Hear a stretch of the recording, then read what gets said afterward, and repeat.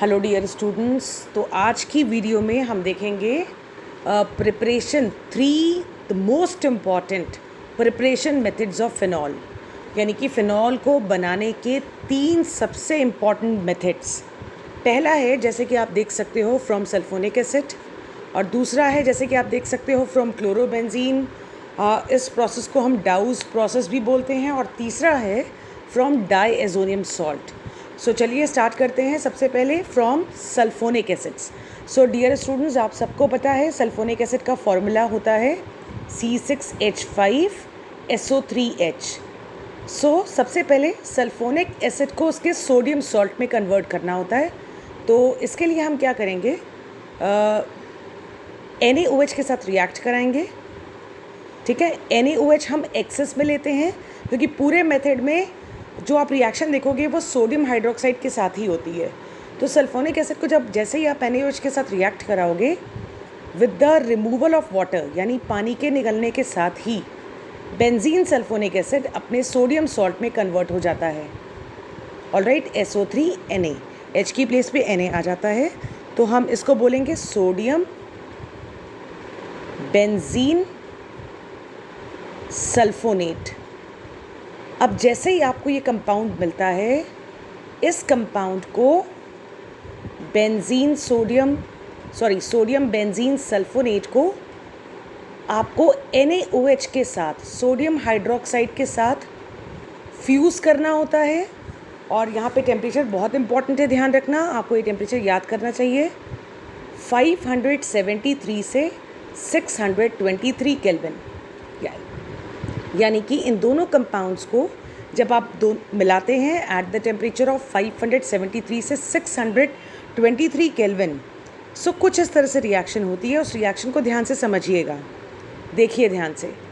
2 moles of NaOH use होते हैं 1 mole of sodium benzene sulphonate के साथ। तो चलिए देखते हैं कि कैसे कैसे प्रोडक्ट्स बनेंगे। हाँ तो बच्चों, एक प्रोडक्ट आपका होता है Na2SO3। ठीक है, आप इस तरह से याद कर सकते हो इसको। तो आपका एक प्रोडक्ट हुआ Na2SO3। बच्चों दूसरा प्रोडक्ट होगा H2O। ठीक है, सो आपको मिला दूसरा प्रोडक्ट H2O। अब आपको मिलेगा मेजर प्रोडक्ट, जो आपका मेन इंपॉर्टेंट प्रोडक्ट है। सो आप देख रहे हो C6H5 बचा, O बचा और Na बचा। तो यानी कि सोडियम फिनॉक्साइड, इसको हम लोग बोलते हैं सोडियम फिनॉक्साइड। अब ये जो सोडियम फिनॉक्साइड मिलता है, ये सोडियम सॉल्ट ऑफ फिनॉल है। सो जैसे ही सोडियम फिनॉक्साइड को आप एसिडिक हाइड्रोलिसिस कराओगे, मींस इसकी रिएक्शन डाइल्यूट एसिड के साथ कराएंगे। सो ये इसे कहते हैं acidic hydrolysis. So acidic hydrolysis कराने पे Na की प्लेस पे H आ जाएगा और इस तरह से NaCl एक प्रोडक्ट बनेगा और आपको मेजर प्रोडक्ट फिनॉल मिल जाएगा। सो बच्चों, ये एक तरीका था फ्रॉम सल्फोनिक एसिड आप फिनॉल को कैसे ऑब्टेन करोगे। सबसे इम्पॉर्टेंट बात जो मैं आपको बता दूं, ICSE बोर्ड के बच्चों के लिए जो सबसे इम्पॉर्टेंट चीज़ है कि आपको जो रिएक्शंस लिखनी हैं उन रिएक्शंस को बैलेंस करना है, उसकी कंडीशंस याद रखनी है और उसके बाई प्रोडक्ट्स भी मेंशन करने हैं। बच्चों आप ये समझ लीजिए, अगर आप बाई प्रोडक्ट्स नहीं मेंशन करेंगे, रिएक्शन की कंडीशंस याद नहीं रखेंगे और इक्वेशन बैलेंस नहीं करेंगे, तो आपको मार्क्स अच्छे नहीं मिलेंगे। ठीक है, तो अब हम दूसरा मेथड की तरफ बढ़ते हैं जो है फ्रॉम क्लोरोबेंजीन, जिसको हम डाउस प्रोसेस भी कहते हैं। हाँ तो बच्चों, जैसा प्रोसेस का नाम है फ्रॉम क्लोरोबेंजीन, जिसे हम डाउस प्रोसेस भी कहते हैं, इसमें सबसे पहले क्लोरोबेंजीन की रिएक्शन NaOH के साथ कराते हैं। यहाँ पे भी रिएक्शन की कंडीशंस बहुत इंपॉर्टेंट हैं, बहुत स्पेसिफिक हैं, तो आपको ये लर्न करनी होंगी। सो टेम्परेचर है 573 से 623 केल्विन और प्रेशर है 200 एटमॉस्फेरिक प्रेशर। सो देखिए कैसे रिएक्शन होगी। तो पहले स्टेप में क्या होगा, H और Cl ये आपका बाई प्रोडक्ट बनेंगे, यानी क्लोरीन का सब्स्टिट्यूशन हो जाएगा ONA से, ONA क्लोरीन को सब्सटीट्यूट कर देगा। सो एज अ रिज़ल्ट आपको क्या मिलेगा? सोडियम फिनॉक्साइड मिलेगा, जिसका फॉर्मूला अभी मैंने आपको ऊपर भी बताया है, C6H5ONA, और प्लस आपका बाई प्रोडक्ट है HCl। अब आप समझ ही गए होंगे कि सोडियम फिनॉक्साइड से फिनॉल हम कैसे बनाएंगे? सोडियम फिनॉक्साइड की हाइड्रोलिसिस करके।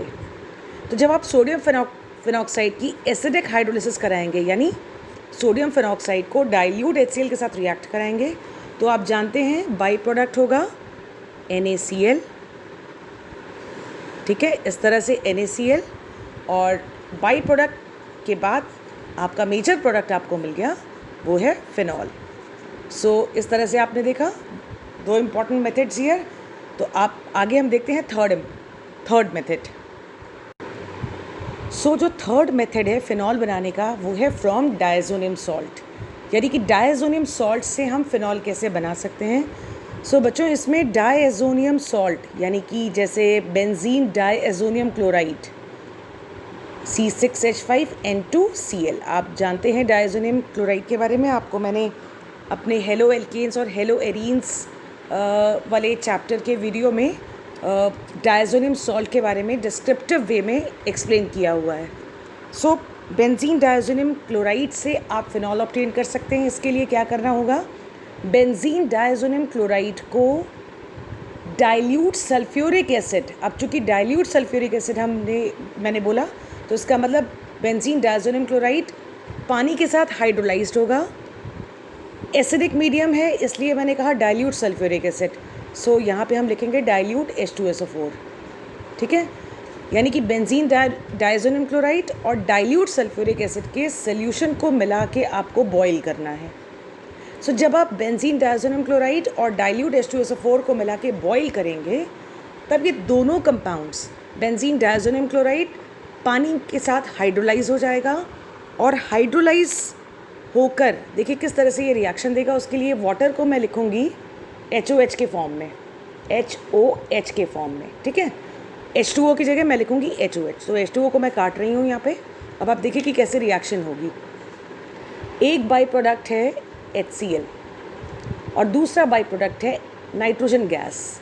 सो आपको एक प्रोडक्ट मिलेगा नाइट्रोजन और दूसरा बाई प्रोडक्ट मिलेगा HCl, और देखिए आपका मेजर प्रोडक्ट है C6H5OH।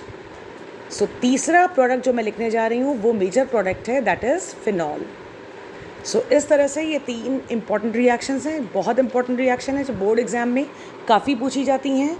पहली है फ्रॉम सल्फोनिक एसिड, जैसे कि मैंने बताया, दूसरा मैंने बताया डाउस प्रोसेस, और तीसरा मैंने बताया फ्रॉम डायज़ोनियम सॉल्ट।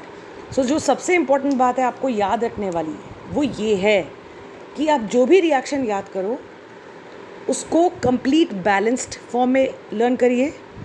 दूसरा सबसे इम्पॉर्टेंट चीज़ कि रिएक्शन की कंडीशंस याद होनी चाहिए। और तीसरा, अक्सर क्या होता है कि बच्चे मेन प्रोडक्ट लिख देते हैं और बाई प्रोडक्ट मेंशन नहीं करते हैं।